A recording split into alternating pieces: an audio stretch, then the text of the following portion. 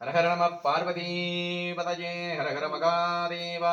தென்னாருடைய சிவனை போற்றி, எந்நாட்டவர்க்கும் இறைவா போற்றி. சிவாய திருச்சிற்றம்பலம், தில்லையம்பலம், சிவசதம்பரம். இப்ப வந்துங்க நம்ம எதை பார்க்க போறோம்னு கேட்டீங்கன்னா, நடராஜர் சிலையினுடைய விளக்கம் என்னங்கிறத பார்க்க போறோங்க. அதாவது நடராஜர் சிலைக்குள்ள நம்ம உலக தத்துவமே அடக்குங்க. படைத்தல், காத்தல், அழித்தல், அறுதல், மறைத்தல் ஆகிய 5 தொழில்களும் நடராஜருக்குள்ள அடக்குங்க. இப்போ இந்த கை தமர்கம் ஏந்தி இந்த கை எதை குறிக்குதுன்னு கேட்டீங்கன்னா படைத்தலை குறிக்குதுங்க. இந்த கை அபயக்கரம் இது காத்தலை குறிக்குதுங்க. இது எதை குறிக்குதுன்னு கேட்டீங்கன்னா அழித்தலை குறிக்குதுங்க. படைத்தல், காத்தல், அழித்தலுங்க. அப்புறம் இது இந்த கால் எதை குறிக்குதுன்னு கேட்டீங்கன்னா இது அருளுதல் குறிக்குதுங்க. இந்த கால் மறைத்தலை குறிக்குதுங்க. அதாவது மறைத்தல்னா நடராஜர் இந்த அரக்கன் வச்சிருக்காருங்க. இந்த அரக்கனுடைய பேர் என்னன்னு கேட்டீங்கன்னா அபஸ்மரான்னு சொல்லுவாங்க சமஸ்கிருதத்துல. தமிழ் என்னன்னு கேட்டீங்கன்னா முயலகன். இவருக்கு பேர் தமிழ் முயலகன். அதாவது இவர் எதுக்காக இவர் மிதிச்சிருக்காருன்னா, இந்த அரக்கன் யாருன்னு கேட்டீங்கன்னா வேற யாரும் இல்லை, நம்ம தாங்க. நம்மன்னா இவர் எதை மிதிச்சிட்டு இருக்காருன்னா கேட்டீங்கன்னா எதை மறைக்கிறாரு கேட்டீங்கன்னா நம்மளுடைய ஆணவம், அகங்காரம், நம்மளுடைய தீய எண்ணங்கள், கெட்ட எண்ணங்கள், இதைத்தான் இவர் மறைக்கிறாருங்க. அப்போ நடராஜ பெருமானை நம்ம வழங்குறப்போ நம்மளுடைய ஆணவம், அகங்காரம், தீய எண்ணங்கள் எல்லாமே மறைஞ்சு போயிருதுங்க. சரிங்களா? இப்போ முதல் உருவாக்கப்பட்ட நடராஜர் சிலை எங்க இருக்குன்னு தெரியுங்களா? இல்லைங்க, அது முதல் சிவாலயம். முதல் நடராஜர், மனிதனால் செய்யப்பட்ட முதல் நடராஜர் சிலை சிதம்பரம் 2வதுங்க. சிதம்பரத்துல செஞ்சாங்க, ஆனா இப்ப சிதம்பரத்துல இருக்கிறது 2வது சிலை. அங்கதான் சிலை, முதல் சிலை அங்கதான் செஞ்சது. ஆனா அது இப்ப இருக்கிறது 2வது சிலை. முதல் சிலை எங்க இருக்குதுன்னு கேட்டீங்கன்னா திருநெல்வேலி பக்கத்துல செப்பறை சிவன் கோயில் இருக்குதுங்க. செப்பறை வடநாட்டுல ஒரு மன்னன் இருக்கிறான், ஒரு இளவரசன். அவனுக்கு இளவரசன் ஆக்கிடுறாங்க, இளவரச பட்டம் சூடிடுறாங்க. அவன் பேர் என்னன்னு கேட்டீங்கன்னா இரண்யவர்மன். அவன் தொழுநோயால பாதிக்கப்பட்டு அவனுக்கு என்னதுன்னு கேட்டீங்கன்னா உடம்பெல்லாம் தோடல சிங்கத்தோல் மாதிரி வந்துருதுங்க. அதனால அவருக்கு எல்லாம் சிம்மவர்மன் அப்படின்னு கூப்பிடுறாங்க. அந்த சிம்மவர்மன் தொழுநோயில பாதிக்கப்பட்டனால இளவரச பட்டணம் சூடுனதுக்கு அப்புறம் எனக்கு இந்த அரச பதவி வேண்டாம், நான் தீர்த்த யாத்திரை போறேன், ஒவ்வொரு கோயிலா கிளம்பி தீர்த்த யாத்திரை போறேன், தம்பிக்கே முடிசூடி இருக்குன்னு அவங்க அப்பாட்ட சொல்லிட்டு ஒவ்வொரு கோயிலா வடநாட்டுல இருந்து கவுட தேசத்துல இருந்து, அவருக்கு கவுட தேசங்க, அங்கிருந்து ஒவ்வொரு தேசமா ஒவ்வொரு நாட்டிலும் இருக்கிற கோயிலா கும்பிட்டு இங்க தமிழ்நாட்டுக்கு வந்துடுறாங்க. தமிழ்நாட்டுக்கு அப்ப நம்ம சிதம்பரம் கோயில் இருக்கிற இடம் என்னன்னு கேட்டீங்கன்னா தில்லை வனமா இருக்குதுங்க. அப்ப கோயில் இல்ல, அந்த இடத்துல ஊரும் இல்ல, ஒரு காடா இருக்குது, வனமா இருக்குது. அந்த வனத்துக்கு பேர் தில்லை வனம். அப்ப இங்க தமிழ்நாட்டுக்கு வந்ததுக்கு அப்புறம் என்னன்னு கேட்டீங்கன்னா ரொம்ப அந்த தொழுநோய் அவருக்கு முத்திடுதுங்க. முத்துனதுக்கு அப்புறம் அவரு ஊருக்குள்ள சங்கடப்பட்டு இந்த தில்லை வனத்துக்குள்ள போயிடுறாருங்க. அந்த காட்டுக்குள்ள போயிடுறாரு. காட்டுக்குள்ள போனதுக்கு அப்புறம் பாத்தீங்கன்னா அந்த இடத்துல ஒரு குளம் இருக்குதுங்க. அந்த கோயிலுக்கு இடத்துல ஒரு குளம் இருக்குது. அவர் ரொம்ப உடம்பெல்லாம் எரிச்சல் தாங்க முடியாம அந்த குளத்துல போய் தண்ணி உடம்பெல்லாம் கழுவுறாருங்க. அந்த தண்ணி, குளத்தினுடைய தண்ணி எங்கெங்கெல்லாம் பட்டுதோ அந்த இடத்துல எல்லாம் அவருக்கு அந்த தொழுநோய் சரியாயிருதுங்க. ரொம்ப ஆச்சரியப்பட்டு, ஏன்னா நம்ம எத்தனையோ கோயில தீர்த்த யாத்திரை போய் எத்தனையோ சுவாமிகளை வழிபட்டமே நம்மளுக்கு சரியாகல, இந்த குளத்து தண்ணியை பூசினோடனே சரியாயிருதா, என்னடா ஆச்சரியமா இருக்கேன்ட்டு சுத்தி முத்தி பாக்குறாரு. பாக்குறப்ப குளத்துக்கு ஓரத்துல ஒரு மரத்துல 2 முனிவர்கள் தவம் பண்ணிட்டு இருக்கிறாங்க. அவங்க யாருன்னு கேட்டீங்கன்னா ஒருத்தர் வியாக்கிரபாதர், இன்னொருத்தர் பதஞ்சலி முனிவருங்க.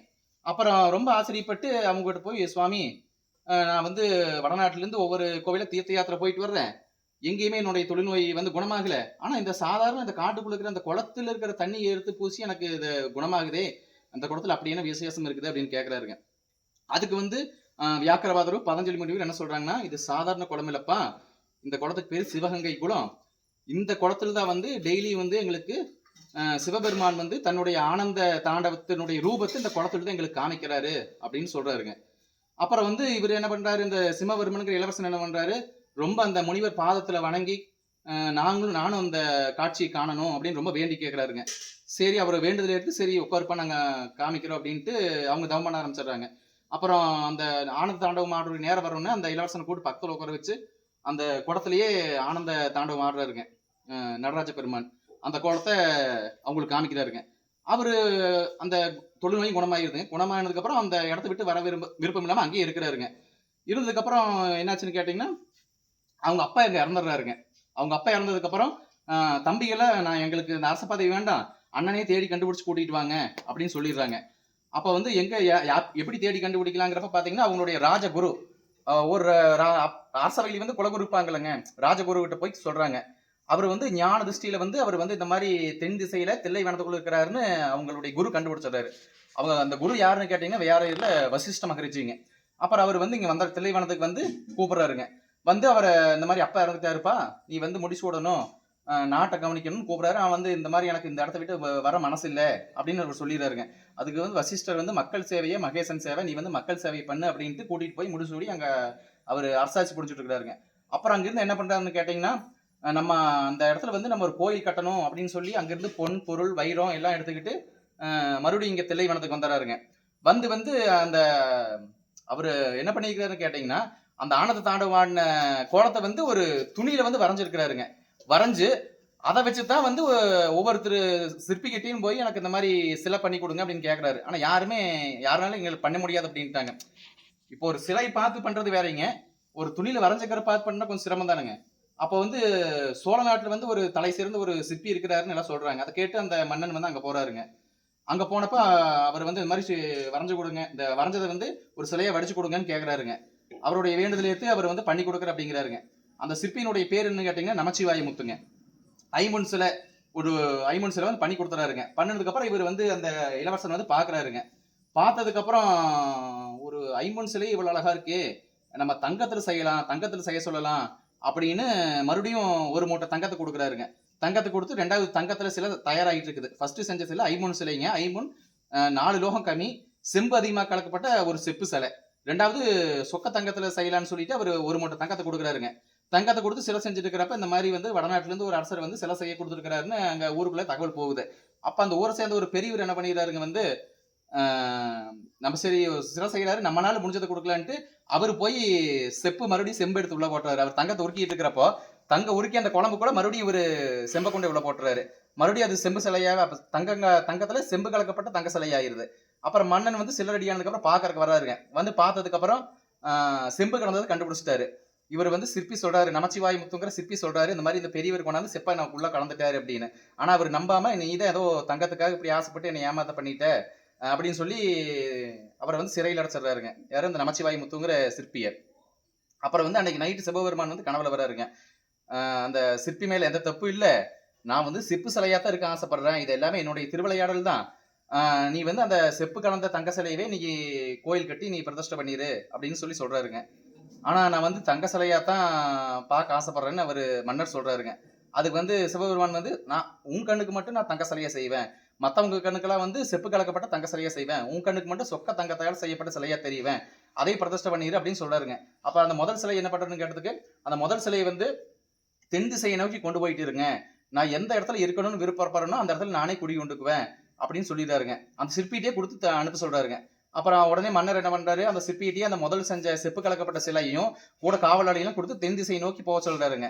அப்ப போறப்ப வந்து அப்ப வந்து திருநெல்வேலி வந்து ராமபாண்டியன் அப்படிங்கிற ஒரு மன்னன் வந்து ஆட்சி பண்ணிட்டு இருக்கிறாருங்க. அவர் வந்து ரொம்ப தீவிர சிவபக்தனுங்க. அவர் வந்து அவருடைய அரண்மனையிலிருந்து வந்து இப்ப இருக்கு நெல்லையப்பர் கோயில் இருக்குது இல்லைங்க, அந்த நெல்லையப்பர் கோயில் வந்து சாமி கும்பிட்டு சாமிக்கு நிவேதியானதுக்கு அப்புறம் பூஜையெல்லாம் பார்த்துட்டு அப்புறம் அரண்மனைக்கு போய் சாப்பிடுவாருங்க. அப்ப வந்து அவரு அரண்மனைக்கும் கோயிலுக்கும் நெல்லையப்பர் கோயிலுக்கு நடுவில் தாமிரபரணி ஆறு போகுதுங்க. ஆத்துல வெள்ளம் வர்ற காலத்துல சிவபெருமானை பார்க்க முடியாத காலத்துல அவர் சாப்பிடாமே அங்கேயே இருப்பாருங்க, சாப்பிடவே மாட்டாரு. தண்ணி வந்ததுக்கு அப்புறம் இங்க வந்து சிவபெருமானை பார்த்துட்டு நெல்லையப்பருக்கு உண்டான பூஜை பார்த்துட்டு அப்புறம் தான் போய் சாப்பிடுவாருங்க. அப்ப வந்து அவருக்கு பக்கத்திலேயே இருக்கணும்னு சொல்லித்தான் அவர் நடராஜுடைய திருவிளையாடலுங்க. அப்ப தென் திசை நோக்கி போயிட்டு இருக்கிறாங்க. அப்ப ராமபாண்டியன் கனவுல வந்து மன்னன் கனவுல வந்து சிவபெருமான் வந்து சொல்றாரு, நீ வந்து டெய்லி ஆத்த கடந்து என்னை பார்க்கறதுக்கு சிரமப்பட வேண்டாம், நானே உன்னை தேடி வர்றேன். இந்த மாதிரி என்னுடைய ஆனந்த தாண்டவத்தால் செய்யப்பட்ட முதல் சிலை, நடராஜர் சிலை முதல் சிலை உன்னோட பகுதியை நோக்கி வந்துட்டு இருக்குது, அந்த சிலை கூட நீயா தேடி போக வேண்டாம், அந்த சிலை எங்க இருக்குதுன்னு உனக்கே தகவல் வரும். அந்த மாதிரி வருவாங்க, வந்து சிலையை காணான்னு சொல்லுவாங்க, அவங்க சிலை எந்த இடத்துல இறக்கி வச்சாங்கன்னு கேளு, நீ அந்த இடத்துக்கு போ, அந்த இடத்துக்கு போனீங்கன்னா எறும்புகள் வந்து உன்னை வழிநடத்தி கூட்டிட்டு போய் சிலை இருக்கிற இடத்த காமிச்சு கொடுத்துரும் அப்படின்னு சொல்லி சிவபெருமான் சொல்றாருங்க. அப்ப வந்து அவங்க எல்லாம் வந்து இங்க இப்ப இருக்க நெல்லையப்பர் கோயிலுக்கு பக்கத்துல வந்ததுக்கு அப்புறம் ராஜவல்லிபுரம் அப்படிங்கிற ஊர்ல வந்து அந்த சிலையை வந்து வச்சுட்டுங்க மரத்துக்கடையில் ஓய்வு எடுக்கிறாங்க. தூங்கி எதிர்த்து பாக்குறப்ப சிலையை காணோம். அப்புறம் யாரோ கடத்திட்டு போயிட்டாங்க, திருடிட்டாங்கன்ட்டு அந்த மன்னன்கிட்ட போய் முறையிடலாம் அப்படின்ட்டு மன்னர்கிட்ட போய் சொல்றாங்க. அப்பதான் அவருக்கு சிவபெருமான் கனவுல சொன்னா ஞாபகத்துக்கு வருதுங்க. அப்புறம் சரி சிவபெருமான் சொன்னாருன்ட்டு எந்த இடத்துல சிலையை வச்சீங்க அப்படின்னு போய் கேட்கறாங்க. போய் பாக்குறாங்க, அதே மாதிரி சிவபெருமான் சொன்ன மாதிரியே அந்த இடத்துல இருந்து எறும்பு லைனா போகுதுங்க. அந்த எறும்பு பின்னாடியே போறாங்க. போய் பார்த்தா அந்த சிலை இருக்கிற இடத்த கண்டுபிடிச்சிடுறாங்க. கண்டுபிடிச்சதுக்கு அப்புறம் அங்க கோயில் கட்டி பிரதர்ஷனம் பண்றாங்க. அதான் செப்பறை கோவில் அப்படிம்பாங்க. அப்போ முதல் செஞ்ச நடராஜர் சிலை எங்க இருக்குன்னு கேட்டீங்கன்னா அங்க செப்பறையில தான் இருக்குங்க. இப்ப இருக்கிற சிதம்பரத்தில் இருக்கிற சிலை வந்து 2வது சிலை. முதல் செஞ்ச சிலை வந்து செப்பறையில் இருக்குங்க, செப்பறை சிவன் கோவில். ரொம்ப சந்தோஷம். சிவாய நம. திருச்சிற்றம்பலம். தில்லையம்பலம்.